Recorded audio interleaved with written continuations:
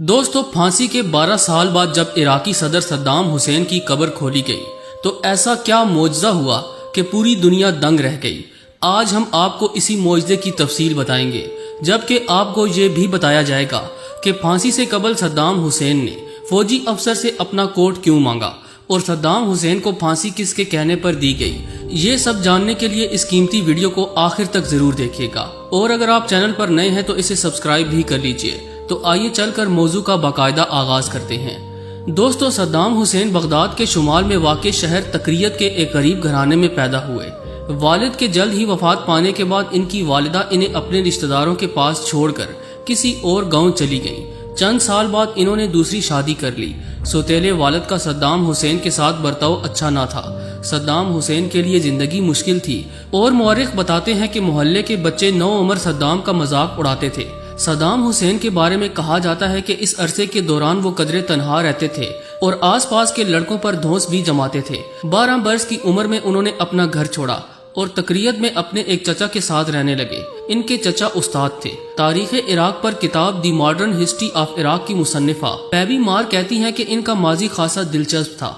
अपने लड़कपन में सद्दाम हुसैन हुकूमत मुखालिफ मुजाहिरों में खासे सरगर्म रहे, मगर इराकियों की तरह वो बरतानवी नौ आबादियाती हुकूमत और जागीरदाराना निज़ाम के खिलाफ होते गए। सन 1958 के इनकलाब में इराक में बरतानवी हामी बादशाहत के खात्मे के बाद मुल्क में पुरतशद्दुद बहरानी दौर का आगाज हो गया, लेकिन सद्दाम हुसैन के लिए 60 की दिहाई अहम तरीन साबित हुई। इराकी बाज़ पार्टी के रुकन की हैसियत से सद्दाम हुसैन पार्टी के एक सीनियर रहनुमा और इनके चचा के करीबी रिश्तेदार अहमू हसन अल बाकिर के मंजूर नजर और करीबी साथी बनने में कामयाब हो गए। सद्दाम हुसैन उस वक्त ना कोई अफसर थे और ना ही फौज का हिस्सा, लेकिन अहमू हसन बाकिर के लिए वो खासे मुफीद काम अंजाम दिया करते। सन 1968 में बाज़ पार्टी इक़्तिदार में आई तो अहमू हसन अल बाकिर मुल्क के नए सदर बन गए। दोस्तों, सद्दाम हुसैन उस दौर में अहमू हसन के दस्ते रास्त रहे। हुकूमत के अहम और खुफिया काम वो खुद अंजाम देने लगे, जिनमें मुखालिफिन को मंजर आम से हटाना भी शामिल था। इन मुखालिफिन में से कुछ को तो कत्ल कर दिया गया, कुछ जिलावतन और कुछ को चुप करवा दिया गया।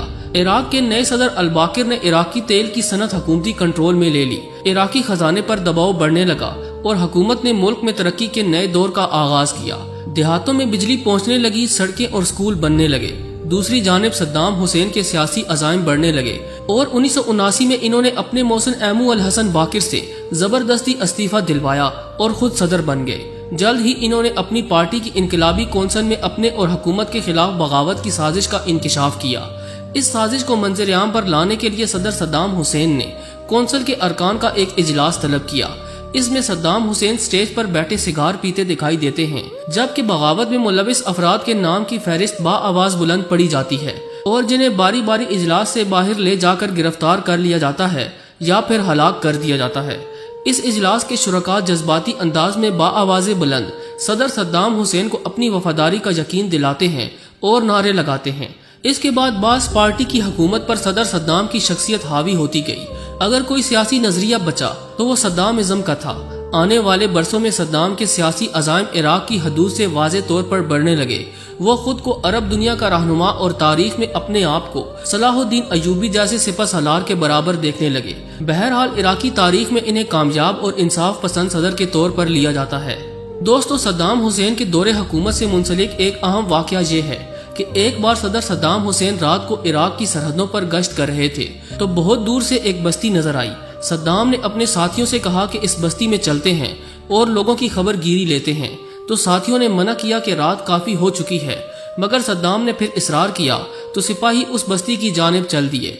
बस्ती में पहुंचे तो एक घर में दस्तक दी। अंदर से एक शख्स आया। इसने सदर सद्दाम हुसैन को अपने दरवाजे पर पाया तो हैरान रह गया। खबर पूरे इलाके में फैल गई और पूरी बस्ती सद्दाम हुसैन के इर्द गिर्द जमा हो गई। लोग सद्दाम हुसैन का मुसाफा करते और खुशी से झूम जाते। सद्दाम ने कहा कि आपको कोई तकलीफ तो नहीं है। लोगों ने कहा कि हम बहुत खुश हैं, किसी किस्म की तकलीफ नहीं है। सद्दाम हुसैन ने इस मौके पर एक तारीखी जुमला अदा किया और कहा, बस मेरे लिए दुआओं की दरख्वास्त है। जब तक मैं जाग रहा हूँ उस वक्त तक चैन से सोते रहो। जब मैं चला गया तो तुम कभी सो नहीं पाओगे। तारीख गवाह है कि जब सद्दाम हुसैन जिंदा थे तो इराक की बेटी भी महफूज थी, शाम की बेटी भी महफूज और यमन की बेटी भी महफूज थी। यूं समझे कि पूरा अरब सकून की नींद सोता और सकून की नींद उठता था। अचानक अरब ने यूरोप का साथ दिया। صدام حسین کو تنہا کر دیا۔ یوں امریکہ نے عراق پر چڑھائی کر دی اور صدام حسین کو تختہ دار پر لٹکا دیا گیا۔ 30 دسمبر 2006 کو عراق کے سابق حکمران صدام حسین کو انسانیت کے خلاف جرائم کے الزام میں عید کے دن پھانسی پر لٹکا دیا گیا۔ عراقی عوام کے ذہنوں میں عید الاضحیٰ کا وہ دن ہمیشہ تازہ رہے گا، کیونکہ تختہ دار پر لٹکائے جانے کے مناظر پوری دنیا کو ٹی وی پر دکھائے گئے۔ صدام حسین نے 1989 میں عراق کی حکومت سنبھالی تھی، جبکہ 2003 میں امریکہ کی سربراہی میں اتحادی فوج کے حملوں کے دوران گرفتار ہوئے اور حکمرانی کے دوران قتل و غارت کے کئی واقعات کے الزام پر ایک عدالت نے انہیں پھانسی کی سزا سنا دی، جس پر عمل درآمد بھی ہوا۔ دوستو، کہا جاتا ہے کہ صدام حسین کی پھانسی کے 12 سال بعد جب ان کی قبر کو کھولا گیا تو صدام حسین کی لاش جوں کی توں موجود تھی، یعنی معجزانہ طور پر ان کا جسد خاکی صحیح سلامت تھا، کیونکہ بیشتر لوگ صدام حسین کو شہید تصور کرتے ہیں اور یہ خیال کیا جاتا ہے کہ انہیں ناحق پھانسی دی گئی ہے۔ اسی وجہ سے قدرت نے ان کے جسد خاکی کو بالکل محفوظ رکھا۔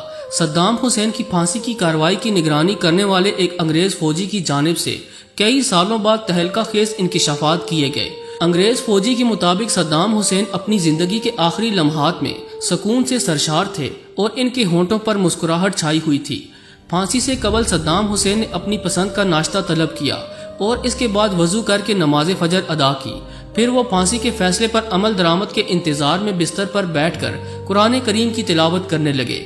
امریکی فوجی اہلکار صدام حسین کی مسکراہٹ سے بہت زیادہ خوف محسوس کر رہے تھے اور موت کا سامنا کرتے ہوئے صدام حسین کے انتہائی سکون کے سبب ان فوجیوں کا گمان تھا کہ ان قریب کوئی بم دھماکہ کر دیا جائے گا۔ اس انگریز فوجی نے مزید انکشاف کیا کہ صدام حسین نے ایک پہرے دار سے بڑا گرم کوٹ طلب کیا، کیونکہ وہ نہیں چاہتے تھے کہ سردی سے کپکپاتی حالت میں وہ پھانسی پر لٹکے اور عراقی عوام یہ گمان کر لے کہ ان کا سابق صدر موت سے خوفزدہ ہے۔ صدام حسین پھانسی پر چڑھنے سے قبل مسکراتے رہے، یہاں تک کہ کلمہ شہادت دہراتے ہوئے دنیا سے رخصت ہو گئے۔ سابق عراقی صدر کی یہ مسکراہٹ ان کی موت کے بعد بھی ایک پہیلی بنی ہوئی ہے۔ عراقی صدر صدام حسین کی پھانسی کے بعد آگ و خون کی جو ہولی عراق میں کھیلی گئی، اس سے دنیا واقف ہے، اور آج اہل دانش یہ کہہ رہے ہیں کہ جب تک صدر صدام حسین زندہ رہے، امریکہ نے آنکھ اٹھا کر عراق کی جانب نہیں دیکھا، اور آج اسی عراق کو آگ و بارود سے تباہ و برباد کر کے رکھ دیا گیا ہے۔ جی تو دوستو، ویڈیو کیسی لگی کمنٹ ضرور کیجیے گا۔ اگر آپ کو یہ ویڈیو پسند آئی ہے تو اسے لائک کرتے ہوئے دیگر دوستوں سے شیئر بھی کیجیے۔ ایسی ہی معلوماتی ویڈیوز دیکھنے کے لیے ہمارے چینل اردو پیڈیا کو سبسکرائب بھی کر لیجیے۔ آج کی ویڈیو میں بس اتنا ہی۔ اگلی ویڈیو تک کے لیے اللہ نگہبان۔